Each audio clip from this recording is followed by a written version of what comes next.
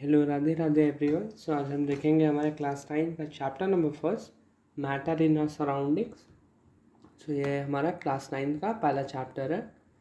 सो देखते हैं हम ये chapter. As we look at our surroundings we see a large variety of things with different shapes, sizes and textures. So हम अपने आसपास में चीज़ें देखते हैं, वहाँ पे हमारे डिफरेंट शेप्स के होते हैं, different sizes and different texture होता है। Everything in the universe is made up of material which scientists have named matter, जिन्हें scientists ने name किया है matter. The air we breathe, the food we eat, stones, clouds, stars, plants, an animal, even a small drop of water or a particle of a sand, everything is a matter. So ये सारी चीज़ें हमारी matter के अंदर आती हैं.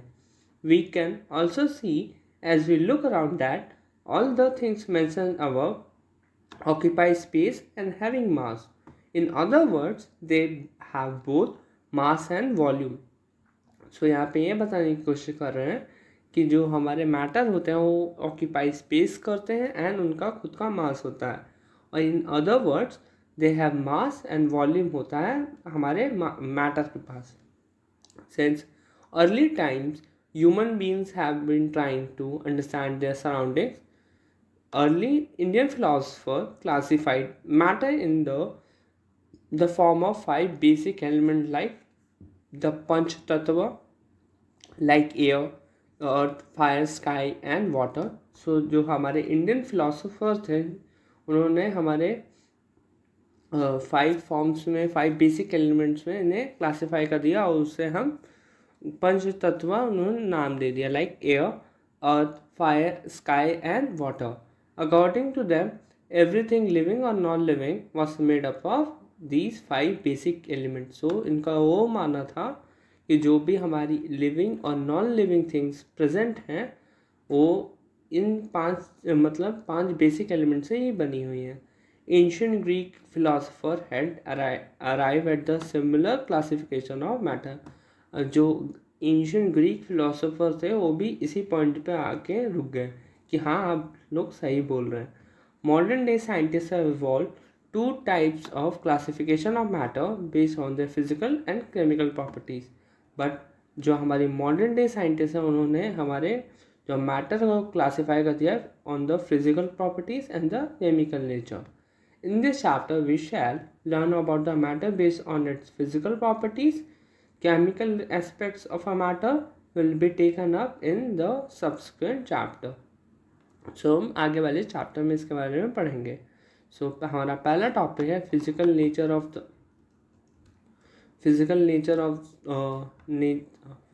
Of matter. सो इसमें हमारा पहला सब टॉपिक है matter is made up of a particle. So For a long time, 2 schools of thought prevailed regarding the nature of matter. One school believed that matter to be continuous like a block wood.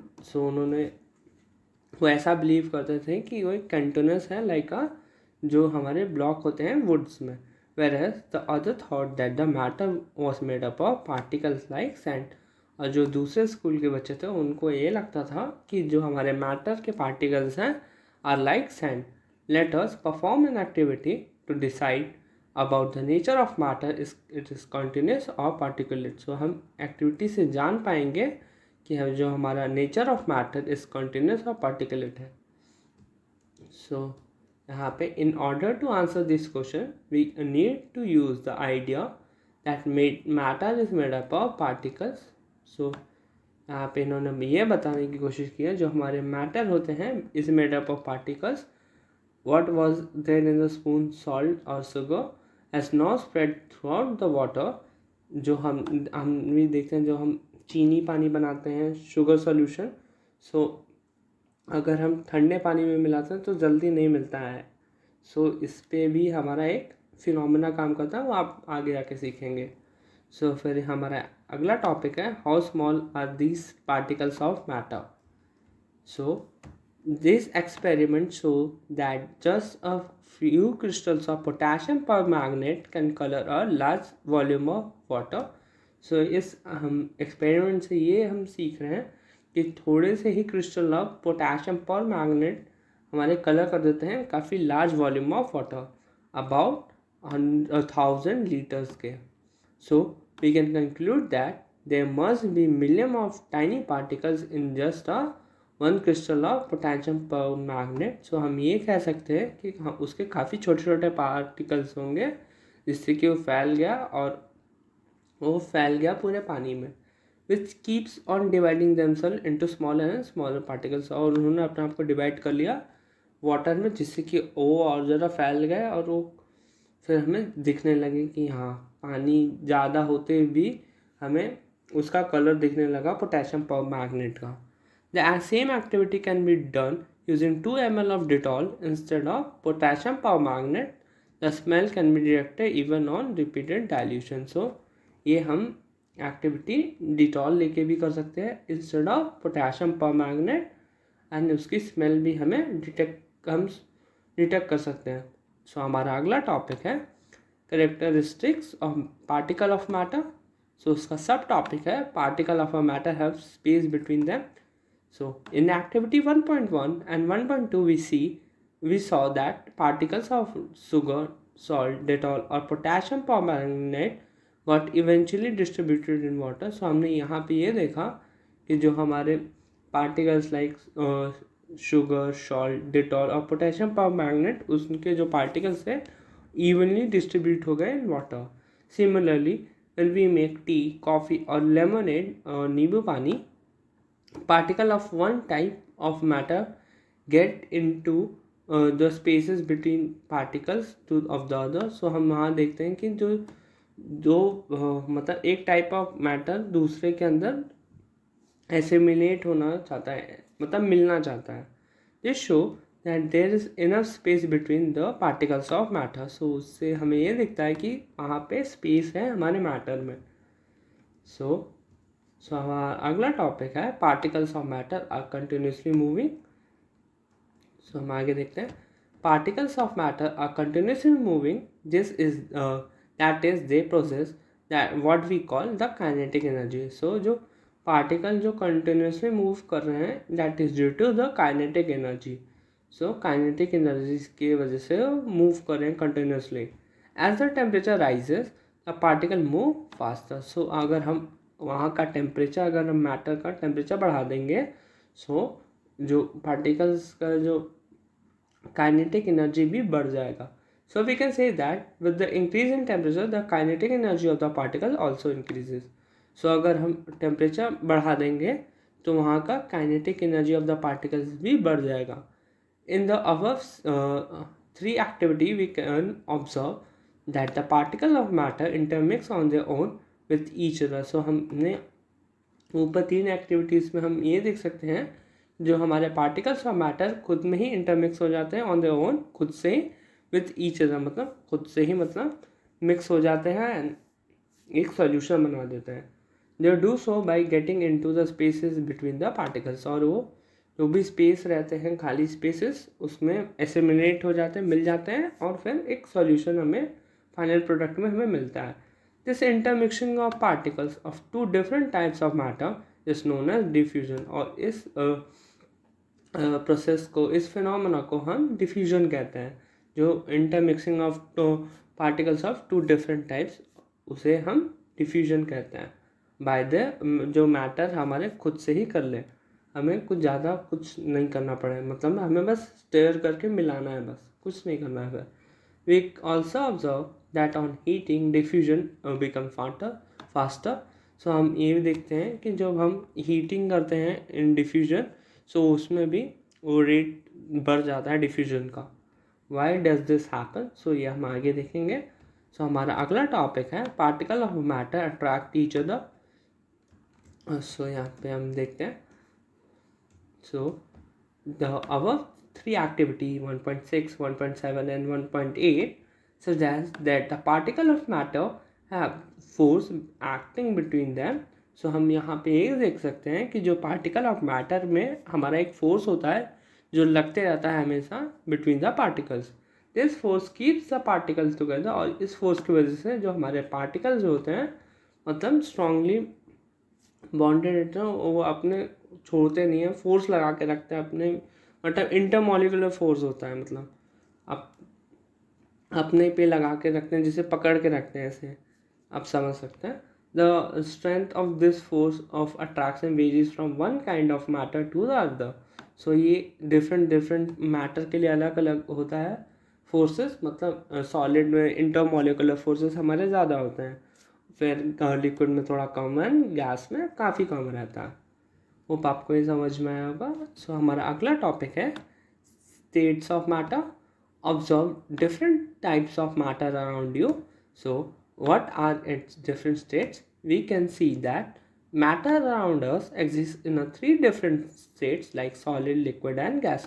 So हम देखते हैं जो हमारे आज nature में हमारे जो states of matter हैं वो थ्री फॉर्म्स में हमारे मिलते हैं, like solid, liquid and gas.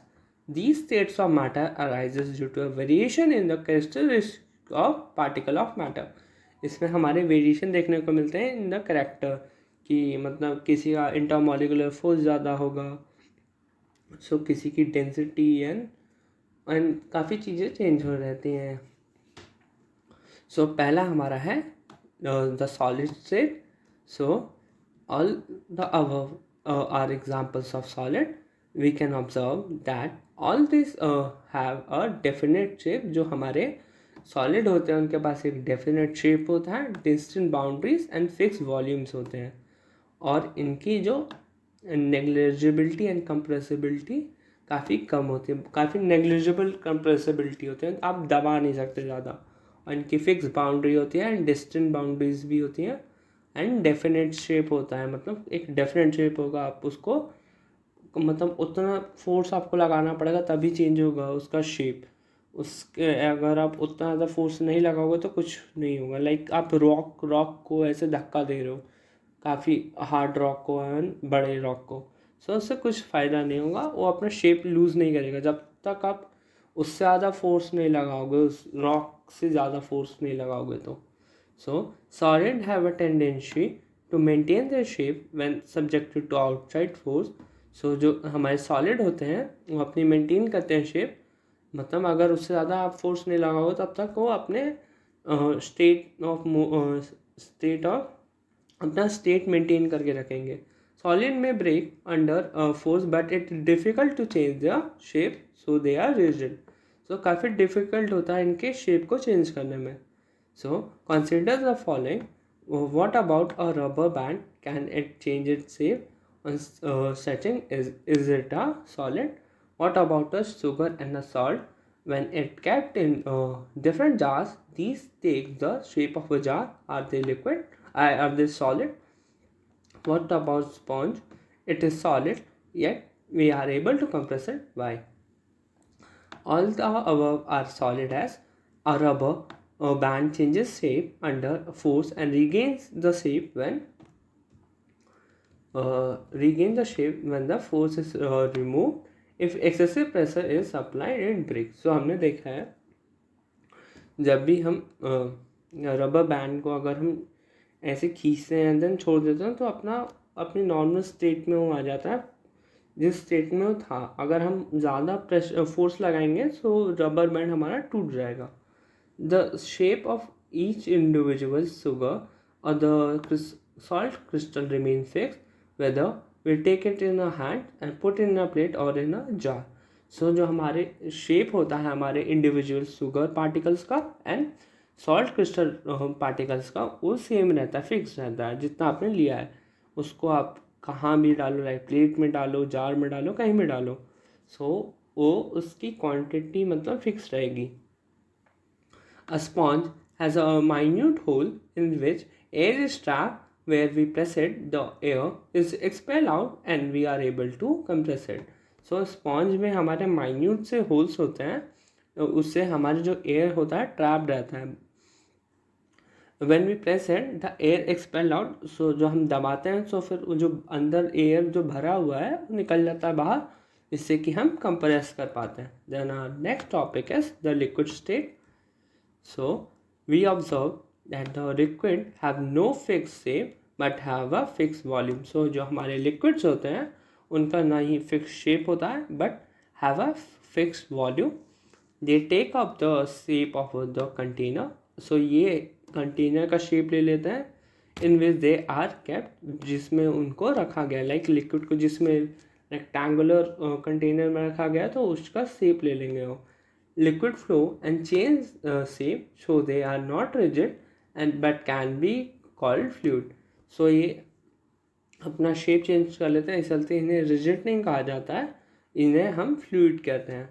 Refer to activities 1.4 and 1.5 where we saw that solid and liquid can diffuse into liquids. So हमने जो हमारे एक्टिविटीज़ 1.4 and 1.5 में देखा where we saw that solid and liquid can diffuse into liquids. So हमने ये देखा कि जो हमारे solid and liquid हैं वो diffuse करते हैं into liquids. The gases from atmosphere diffuse and dissolve in water. जो हमारे gases हैं एटमॉस्फेयर के वो भी diffuse and dissolve करते हैं in water. These gases, specifically oxygen and carbon dioxide, are essential for survival of aquatic animals and plants.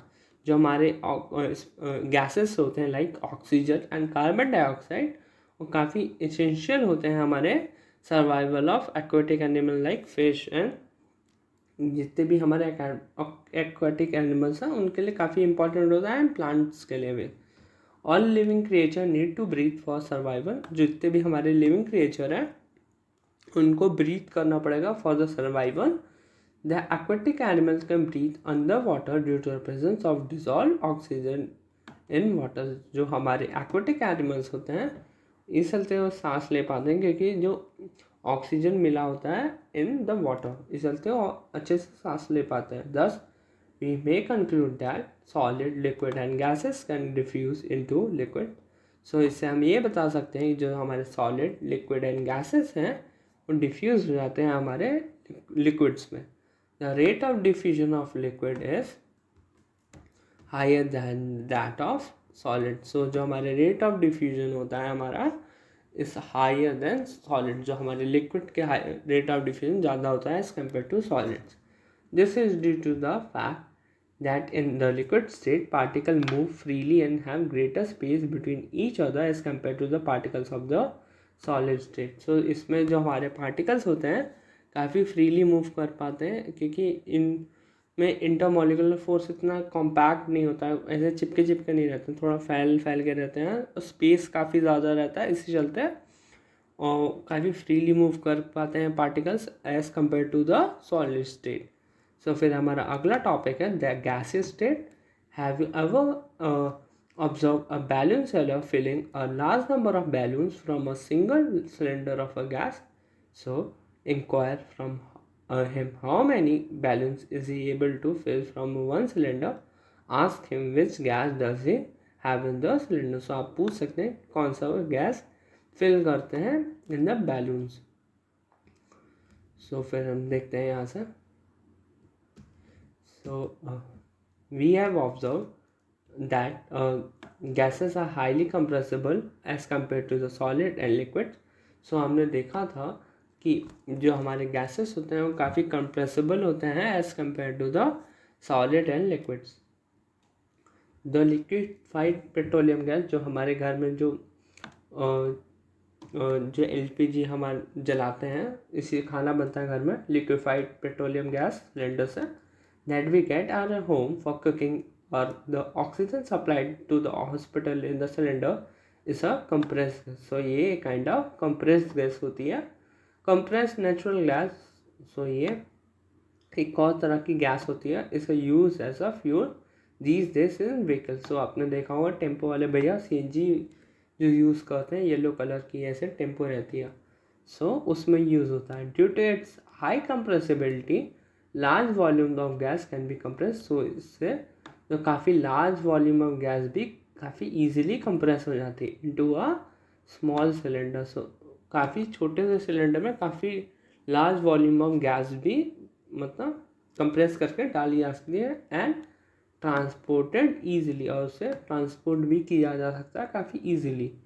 We come to know of what is being cooked in the kitchen without even entering there by the smell that reaches our nostrils. So हमें मालूम चल जाता है घर में क्या खाना बन रहा है how does this smell reaches us, so हमें पता करना है कि कैसे ये होता है। The particle of the aroma of food mix with the particle of air spread from the kitchen reach us and even further away. So जो हमारे जो पार्टिकल्स ऑफ के अरोमा होते हैं वो फूड के साथ मिक्स कर जाते हैं, फिर वो पार्टिकल ऑफ एयर के मतलब जो हवा होती है सो उससे मिक्स करके फिर हमें जो भी खाना बन रहा था वो हमें पता चल जाता है, मतलब खाने की खुशबू आ जाने लगती है, फिर हमें मालूम चलता है कि अच्छा ये बन रहा है, ये बन रहा है, लाइक दैट। सो और फिर वो पहुंच के फिर हमें लगता है हाँ काफ़ी अच्छा बन रहा है। The smell of hot cook food teachers second, ये काफ़ी जल्दी काम होता है, मतलब काफ़ी जल्दी ही आपको स्मेल आने लगती है। Compare this with the rate of diffusion of solid and liquid due to high speed of particles and large space between them gases show the property of diffusing very fast into other gases। so इनके बीच में intermolecular force उतना ज़्यादा नहीं होता है, सो इसमें particles और तेज़ी से मूव करते हैं, इसी चलते ये डिफ्यूजिंग काफ़ी फास्ट करते हैं चलते other than gases.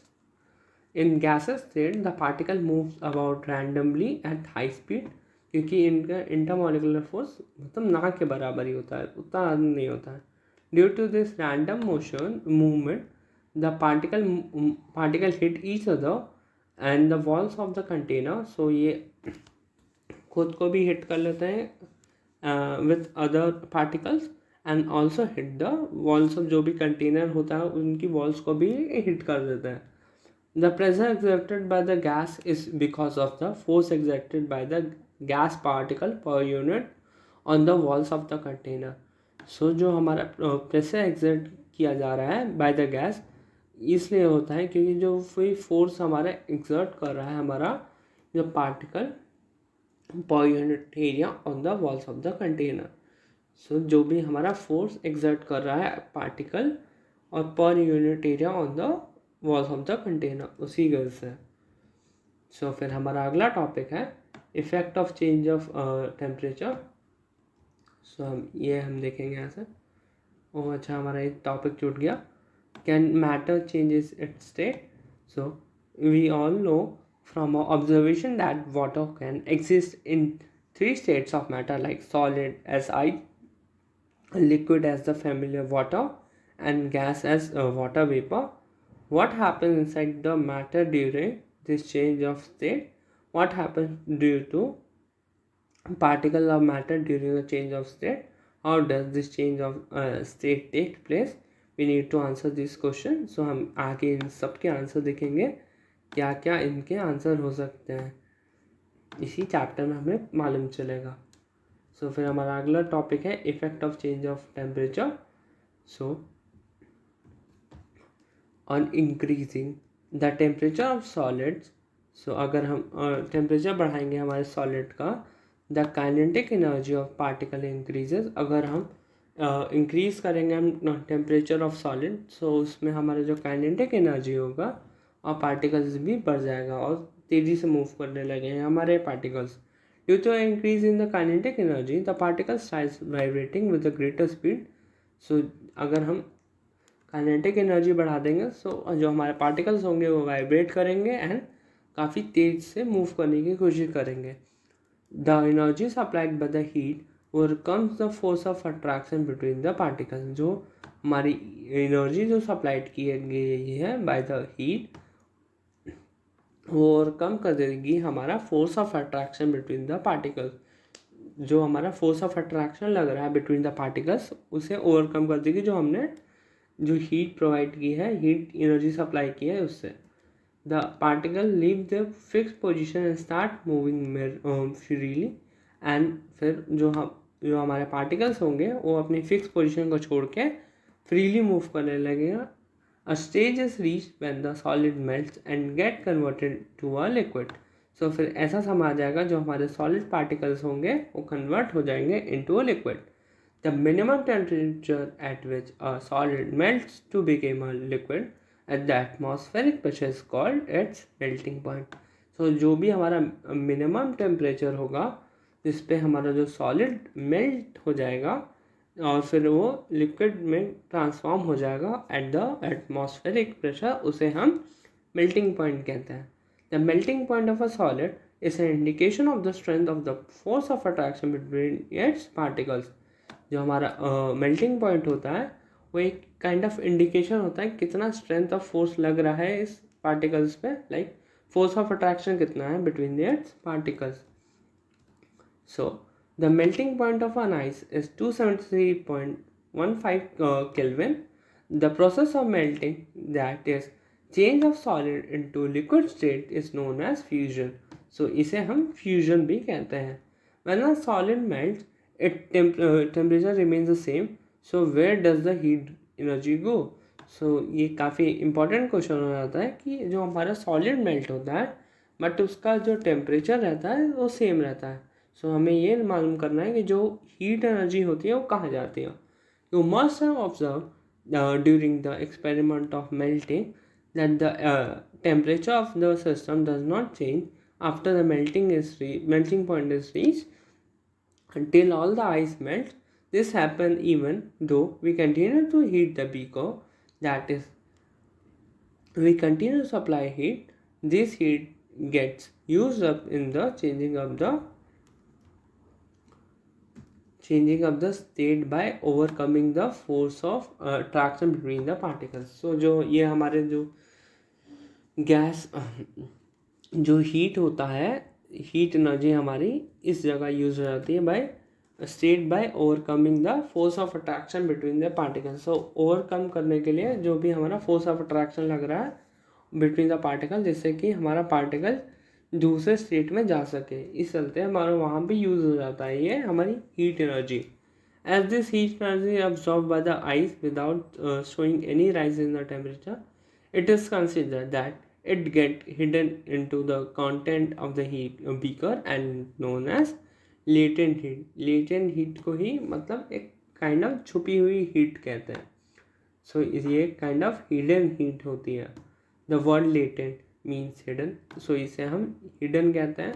the amount of heat energy that is required to change 1 kg of a solid into liquid at atmospheric pressure at its melting point is known as latent heat of fusion. so जो भी हमारे amount of heat लगेगी जिससे कि हमारा एक state to another state में change हो सके, change to 1 kg of solid content into liquid में हमारा change हो at a atmospheric pressure at its melting point, जो भी उस matter की melting point होगी उसे हम लेटेंट हीट ऑफ फ्यूजन कहते हैं।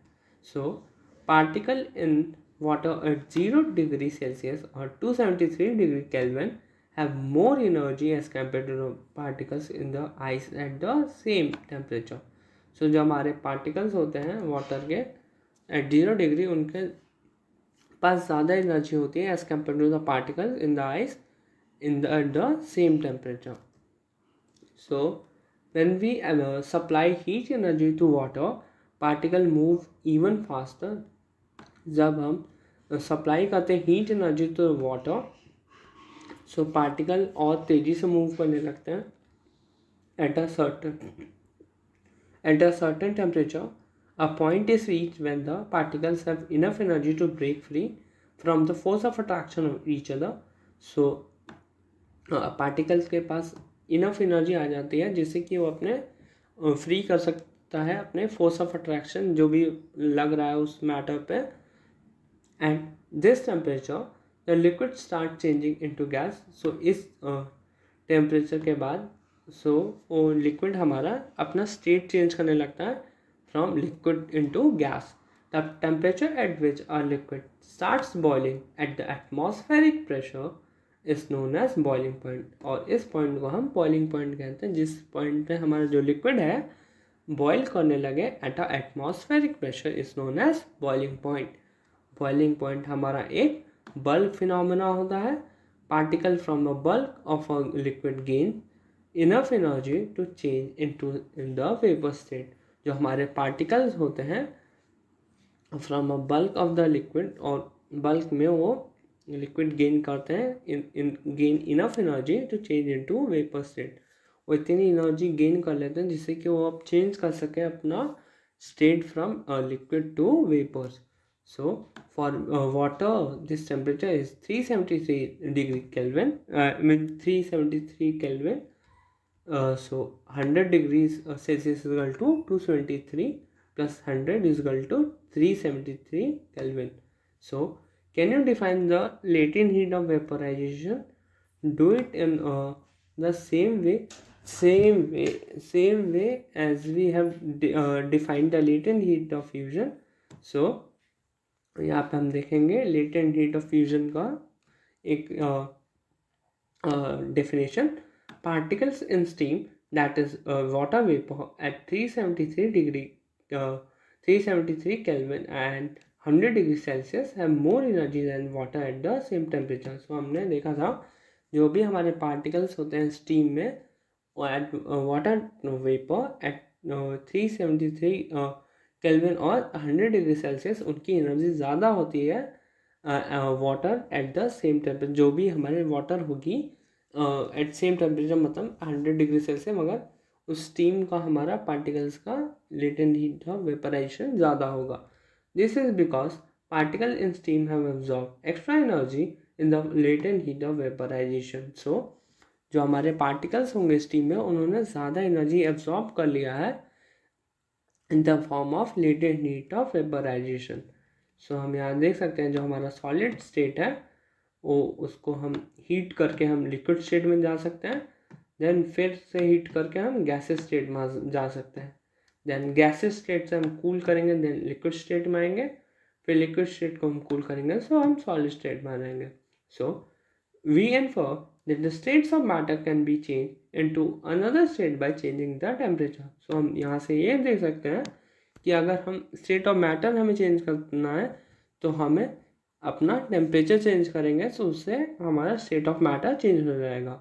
We have learn that substance around us changes state from solid to liquid and from liquid to gas on application of heat. So अगर हम अपना टेम्परेचर चेंज करेंगे so हमारा स्टेट ऑफ मैटर भी change हो जाएगा.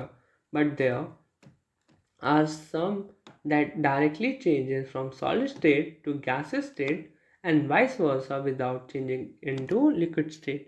So ऐसे phenomena को हम आगे हम देखेंगे like change of state directly from solid to gas without changing into liquid state is known as sublimation.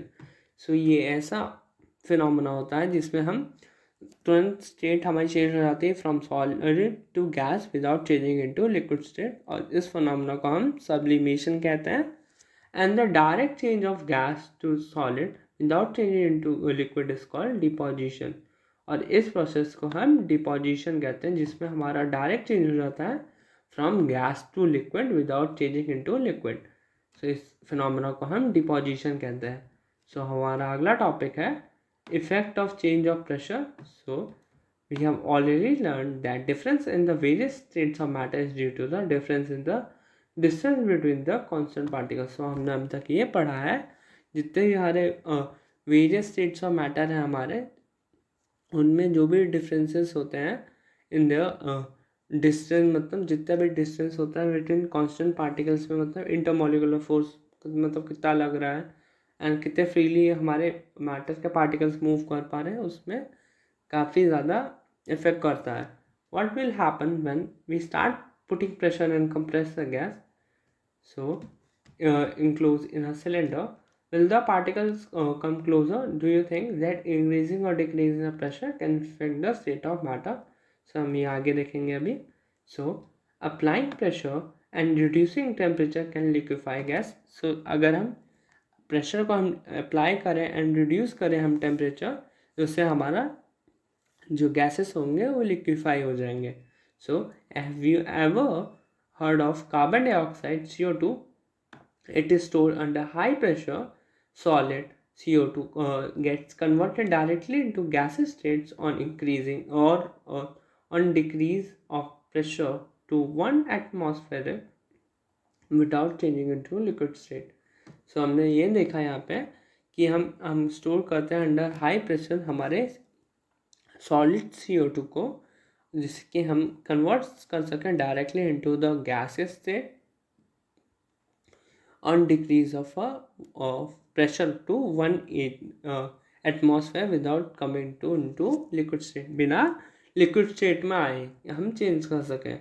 This is the reason that carbon dioxide also known as dry ice, और इसी चलते हम अपने कार्बन डाइऑक्साइड को dry ice कहते हैं. Thus we can say that pressure and temperature determine the state of one substance whether it will be solid, liquid or gas. So इस चलते हैं हम अपने प्रेशर एंड टेम्परेचर को डिटरमाइन कर सकते हैं the state of substance, whether कि वो हमारा सब्सटेंस सॉलिड है, लिक्विड है और गैस है. सो हम सॉलिड टू लिक्विड हम जा सकते हैं by fusion, then liquid to हम गैस जा सकते हैं by vaporisation, then gas to solid हम जा सकते हैं बाय डिपोजिशन, और सॉलिड टू गैस हम सब्लिमेशन के थ्रू जा सकते हैं. देन लिक्विड टू गैस नहीं, गैस टू लिक्विड हम जा सकते हैं by condensation, and liquid to solid हम सॉलिडिफिकेशन से जा सकते हैं. देन फिर हमारा अगला टॉपिक है evaporation. So do you always need to heat or change pressure for changing the state of matter? Can you quote some example from everyday life where change of state from liquid to vapor takes place without reaching the boiling point?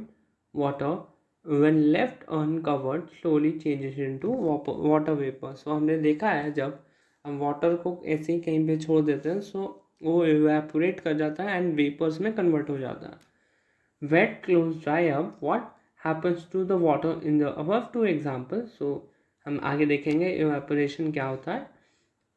So we know that particles of a matter are always moving and never at rest. So हमने देखा है जो हमारे particles of matter होते हैं वो continuously move करते रहते हैं. At a given temperature in a gas, liquid or solid, there are particles with different amount of kinetic energy. So हमने देखा था कि जो हमारे solid, liquid और gas में अगर हम temperature और उनके particles के different इंटरमोलिकुलर फोर्स लग रहा था, एंड उससे फिर जो पार्टिकल का स्पीड था एंड मूव करने का वो डिफरेंट था. तो इसलिए यहाँ पे लिखा गया है particle with different amount of kinetic energy. So उन सारे पार्टिकल्स का हमारा different kind of kinetic energy रहेगा, सेम नहीं रहेगा.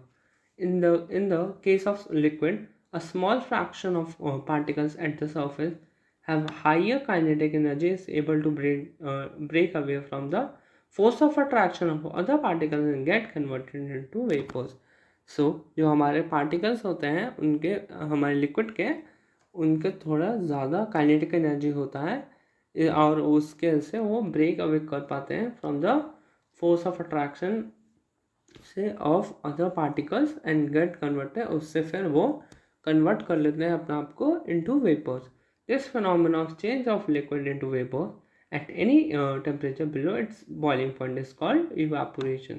So ये phenomena है जिसमें हमारा जो change of liquid into vapors में होता है at temperature below its boiling point, जो हमारे boiling point से भी नीचे होता है उसे हम evaporation कहते हैं. So फिर हमारा अगला टॉपिक है factor affecting evaporation. So हम यहाँ से देखते हैं. You must have observed that the rate of evaporation increases with an increase of surface area. So ये हमारा पहला पॉइंट है.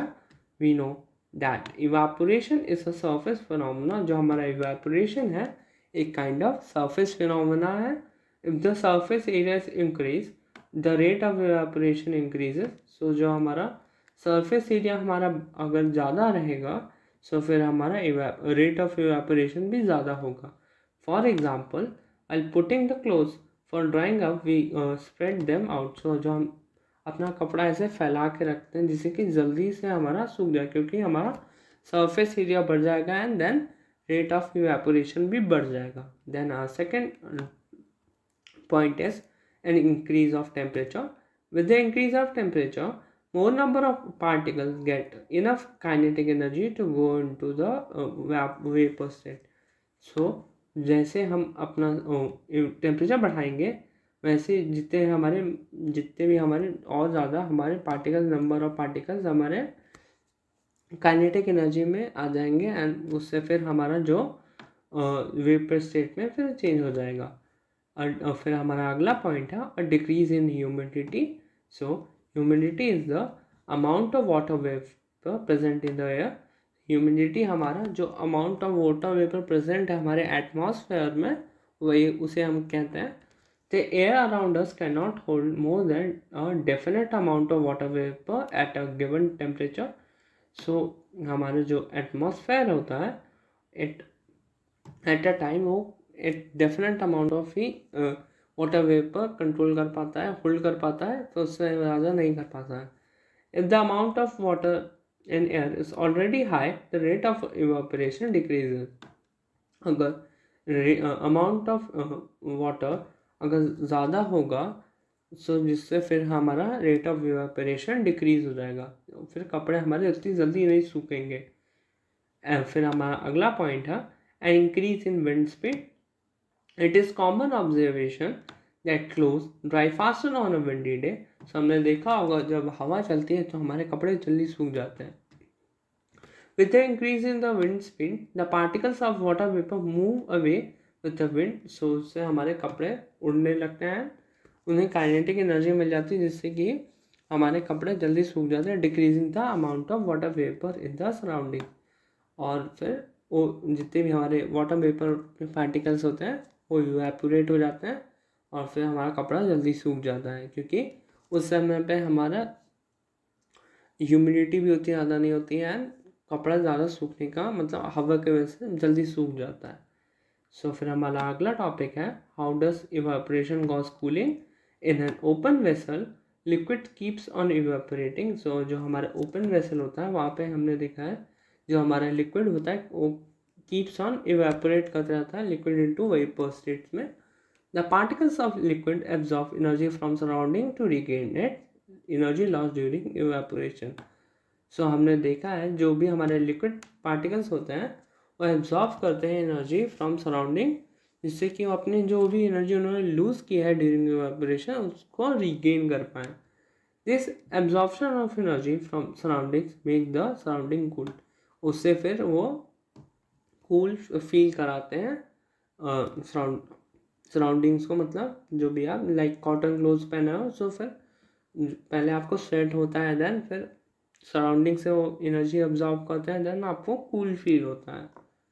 सो यही फिनोमेना होता है। Then what happens when you pour acetone nail polish remover on your palm. So the particles gain energy from your palm or surroundings and evaporate and cause the palm to feel cool. So यहाँ पे ये बताया गया है जिससे कि particles हमारे gain energy करते हैं फ्रॉम जो अभी हमने पाम पे वो लगाया है nail polish remover.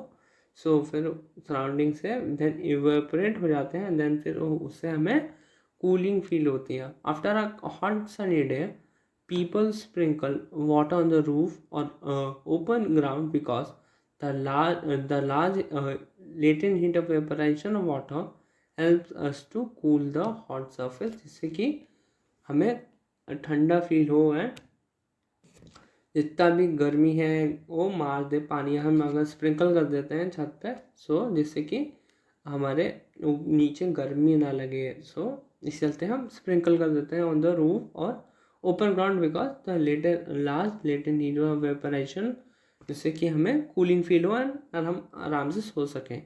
Can you cite some more example from daily life where we feel the effect of cooling due to evaporation. So फिर हमारा अगला क्वेश्चन है why should we wear cotton clothes in summer. So during summers we prefer more because of mechanism of body which keep us cool, जिससे कि हमें cooling feel होती है। We know that during evaporation the particle at the surface of the liquid gain energy from the surrounding or the body surface and change it into water vapour. जो liquid energy होती है वो energy acquire करती है मतलब surrounding से और body surface लेती है और उससे फिर वाटर वेपर्स में कन्वर्ट करती है The heat energy equals to the latent heat of vaporization is absorbed from the body and leaving a body cool से उससे फिर जो latent heat of vaporisation absorb होता है हमारी बॉडी से, फिर उससे फिर हमारी बॉडी को कूलिंग फील होती है. Cotton being a absorber of water helps in absorbing the sweat and exposing it to the atmosphere of easy evaporation. जो हमारा कॉटन होता है एक काइंड ऑफ गुड एब्जॉर्बर होता है हमारे वाटर का, जिससे कि वो हमें स्वेट को एब्जॉर्ब कर लेता है and exposing to the atmosphere for the, और अच्छे से हमारा इवेपोरेशन होता है जिससे कि हमें कूलिंग फील होता है. Why does see water droplets in the outer surface of the glass containing ice cold water. So हम देखते हैं कि जो हमारे वाटर ड्रॉपलेट्स रहते हैं हमारे ग्लास में आफ्टर आइस कोल्ड वाटर, मतलब उसमें वाटर ड्रॉपलेट्स हमें देखने को मिलते हैं. So let us see some ice cold water in a tumbler. Soon we see water droplets on the outer surface of the tumbler. So हम देखते हैं कि water droplets हमारे outer surface में लगे दिख रहे हैं हमें. The water vapor present in the air on coming in contact with the cold glass of water loses energy and get converted into liquid state. So वो अपनी एनर्जी लूज कर देते हैं एंड फिर वो कन्वर्ट हो जाते हैं लिक्विड स्टेट में. वही हमें हमारे वाटर ड्रॉपलेट्स देखने को मिलते हैं. सो यहाँ पे चैप्टर ख़त्म हुआ. Thank you and Radhe Radhe. Thank you.